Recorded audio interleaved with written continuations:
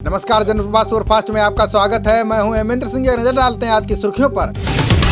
Supreme court ने Madhya Pradesh high court के आदेश पर रोक लगा दी है। अदालत ने कहा कि चुनाव आयोग रैलियां निकालने की अनुमति देने पर फैसला करेगा। कोर्ट के फैसले के बाद अब प्रत्याशी चुनाव आयोग के निर्देशानुसार रैलियां और जनसभाएं कर सकेंगे।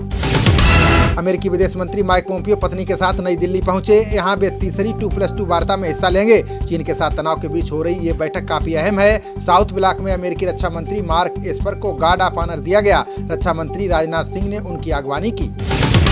बॉर्डर पर चल रहे तनाव के मद्देनजर chief of defence staff general Bipin Rawat ने सेना को अलर्ट किया है। सीडीएस ने तीनों सेनाओं से कहा है कि बॉर्डर पर सैनिकों की तैनाती बढ़ाई जाए। इसके साथ ही किसी भी विपरीत परिस्थितियों से निपटने के लिए सेना तैयार रहे। सीबीआई कोर्ट ने अटल सरकार में मंत्री रहे दिलीप रे को कोयला घोटाले में दोषी पाया है। साथ ही पूर्व मंत्री को 3 साल कैद की सजा सुनाई गई है। बता दें कि 1999 के झारखंड कोयला ब्लॉक आवंटन घोटाले में दिलीप रे को दोषी ठहराया गया है। सुशांत केस और रिया चक्रवर्ती के ड्रग कनेक्शन मामले की जांच में एनसीबी ने बड़ा खुलासा किया है। एनसीबी ने कहा है कि एक बड़े ड्रग्स डीलर दाऊद ने पूछताछ में बताया है कि बॉलीवुड में कोकीन की मांग सबसे ज्यादा होती है। सुशांत भी कोकीन लेते थे।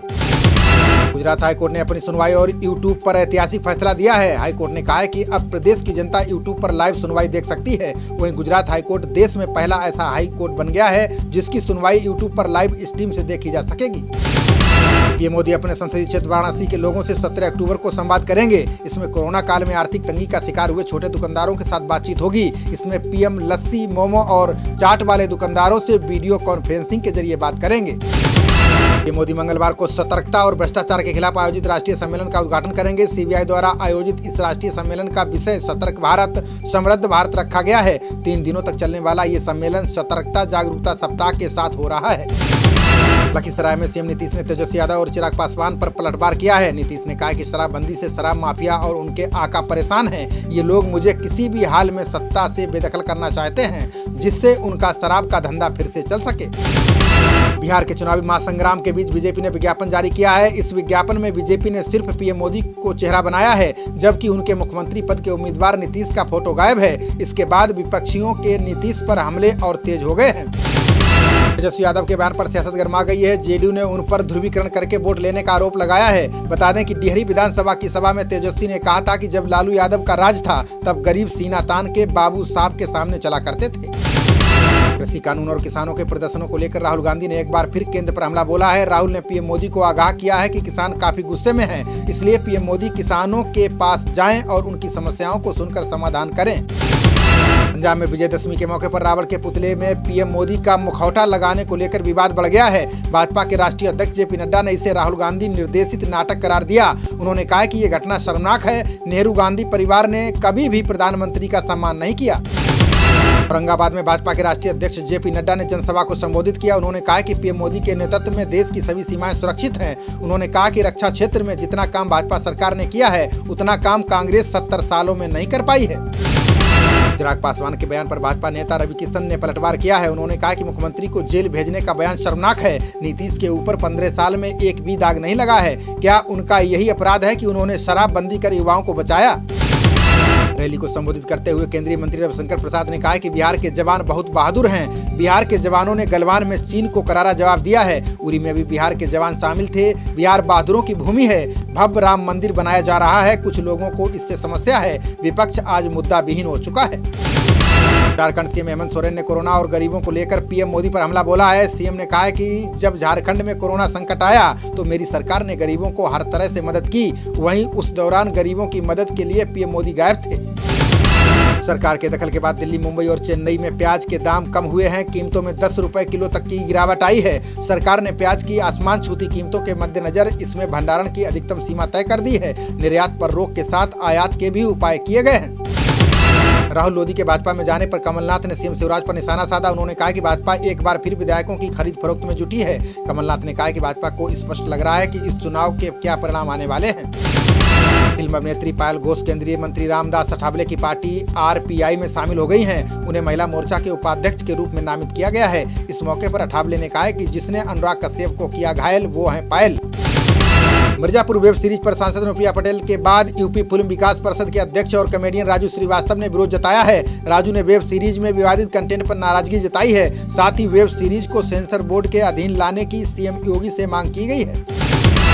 उत्तराखंड के पूर्व मुख्यमंत्रियों को आवंटित बंगले और उसके किराए का मामला सुप्रीम कोर्ट पहुंच गया है। केंद्रीय मंत्री और पूर्व सांसद रमेश पोखरियाल ने सुप्रीम कोर्ट में किराया मामले पर हाईकोर्ट के आदेश को चुनौती दी है। बता दें कि उत्तराखंड हाईकोर्ट ने पूर्व मुख्यमंत्रियों से सरकारी बंगले का किराया मार्केट के रेट पर देने का आदेश दिया था। दिल्ली नगर निगम के डॉक्टरों की सैलरी न मिलने के मामले में नया मोड़ आ गया है। तीनों मेयर जयप्रकाश, निर्मल जैन और अनामिका सिंह ने सीएम केजरीवाल के घर पर धरना दिया है। इस दौरान तीनों मेयर डॉक्टरों की सैलरी देने के लिए सरकार पर बकाया 13,000 करोड़ रुपए की मांग कर रहे हैं। पोलैंड के ब्रोकला शहर में एक चौराहे का नाम कवि डॉक्टर हरिवंश राय बच्चन के नाम पर रखा जा रहा है। अमिताभ बच्चन ने कहा है कि पोलैंड में चौराहे का नाम मेरे पिता के नाम रखा जा रहा है। ये मुझे और परिवार के साथ ही भारतीयों के लिए बड़ी गर्व की बात है। सुप्रीम कोर्ट ने पराली जलाने की निगरानी के लिए बनने वाली कमेटी पर रोक लगा दी है। ये committee justice Madan B Lokur की अध्यक्षता में बनने वाली थी। सुप्रीम कोर्ट ने केंद्र के हलफनामे पर यह फैसला लिया है, जिसमें केंद्र ने कहा है कि वो कानून बनाने जा रहा है। महाराष्ट्र के उप मुख्यमंत्री अजित पवार को कोरोना हो गया है। उन्होंने खुद की कोरोना रिपोर्ट पॉजिटिव आने की जानकारी ट्वीट कर दी है। साथ ही संपर्क में आने वाले लोगों को कोरोना टेस्ट कराने की सलाह दी है। इसके बाद पवार मुंबई के ब्रीच कैंडी अस्पताल में भर्ती हो गए हैं। विश्व स्वास्थ्य संगठन ने पाकिस्तान और पोलियो पर बड़ा दावा किया है। संगठन की डॉक्टर पालिथा महिपाला ने बताया कि पोलियो मुक्त दुनिया की यात्रा में अगला नाम पाकिस्तान का हो सकता है। इसके लिए पाकिस्तान में पिछले 30 सालों से टीकाकरण चल रहा है।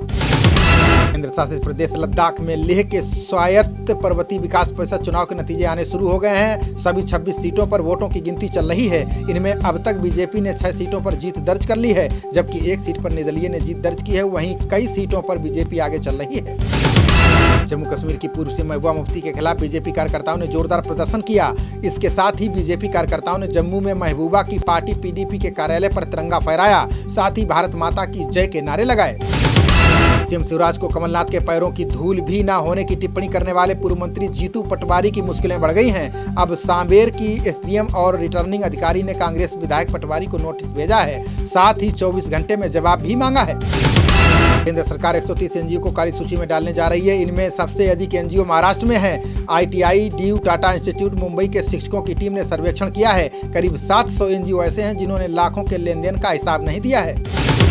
हिमाचल में 3 दिन में तीसरी बार भूकंप आने से लोग दहशत में हैं। बिलासपुर और चंबा के बाद आज शिमला में भूकंप के झटके महसूस किए गए। भूकंप का केंद्र शिमला में जमीन के नीचे 10 किलोमीटर था।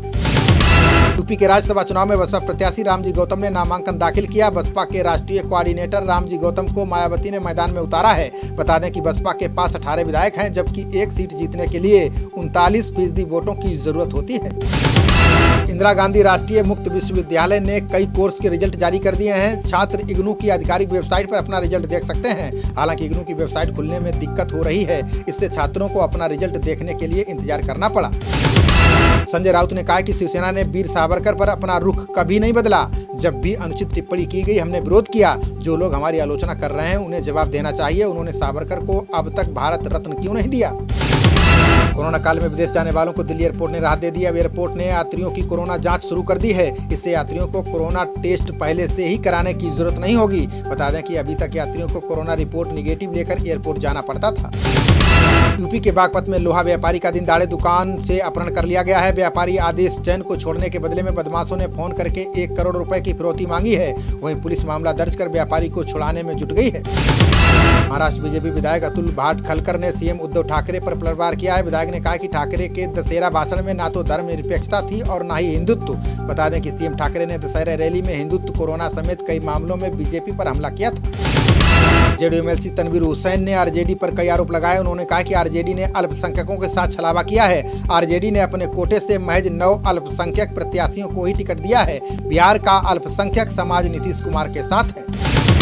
रोहतास के चिनारी में केंद्रीय गृह राज्य मंत्री नित्यानंद राय ने चुनावी रैली की। नित्यानंद राय ने कहा कि आपका एक वोट मायने रखता है। अपना मत वैसे उम्मीदवार को मत देना जो व्यक्तिगत हितों की पूर्ति करता हो। जनता को इस समय सावधान रहने की जरूरत है।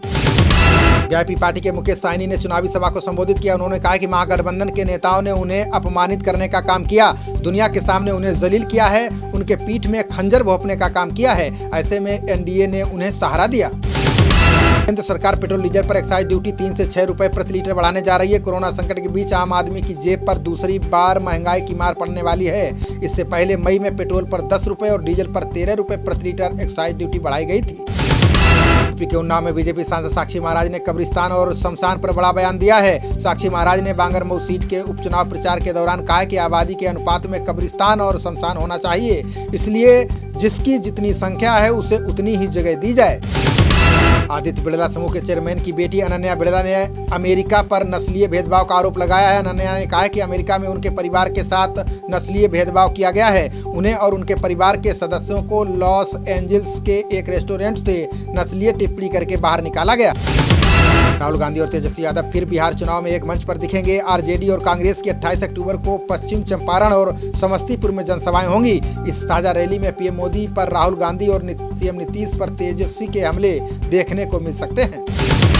ज्योतिरादित्य सिंधिया ने कमलनाथ और दिग्विजय सिंह को राज्य में सबसे बड़ा गद्दार करार दिया है। सिंधिया ने कहा कि उन्होंने भ्रष्ट सरकार चलाकर मतदाताओं के भरोसे के साथ विश्वासघात किया। सिंधिया ने कहा कि मुझे कांग्रेस तब छोड़नी पड़ी जब प्रयास करने के बाद भी लोगों की समस्याओं पर कोई ध्यान नहीं दिया गया। बांदा की बबेरू कोतवाली में सराहनीय पहल की गई है। यहाँ महिला मिशन शक्ति के तहत बबेरू की छात्रा जूही कसौंधन को एक दिन के लिए इंस्पेक्टर बनाया गया। जूही ने थाना समाधान दिवस में आए फरियादियों की शिकायतें सुनी और विवादों का निपटारा किया। कोरोना वायरस का टीका पहुंचाने के लिए डिजिटल प्रक्रिया शुरू हो गई है। नीति आयोग के सदस्य ने कहा है कि इस बात पर पूरा ध्यान दिया जा रहा है कि वैक्सीन हर किसी तक पहुंचे।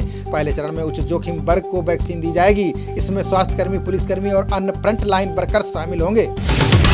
आज शेयर बाजार लाल-निशान पर बंद हुआ। रिलायंस इंडस्ट्रीज, आईसीआईसीआई बैंक जैसे कुछ बड़े शेयरों में गिरावट दर्ज की गई है। सेंसेक्स 540 अंक नीचे गिरकर 40,145 के स्तर पर बंद हुआ। वहीं निफ्टी 162 अंक की गिरावट के साथ 11,767 के स्तर पर बंद हुआ। सुशांत सिंह राजपूत की पूर्व मैनेजर दिशा सालियान केस की जांच सीबीआई नहीं करेगी। सुप्रीम कोर्ट ने सीबीआई जांच की मांग वाली याचिका खारिज कर दी है। अदालत ने याचिकाकर्ता को बंबई हाईकोर्ट जाने की सलाह दी है। खबरों का सिलसिला जारी रहेगा। देखते रहिए जनप्रवाद। नमस्कार।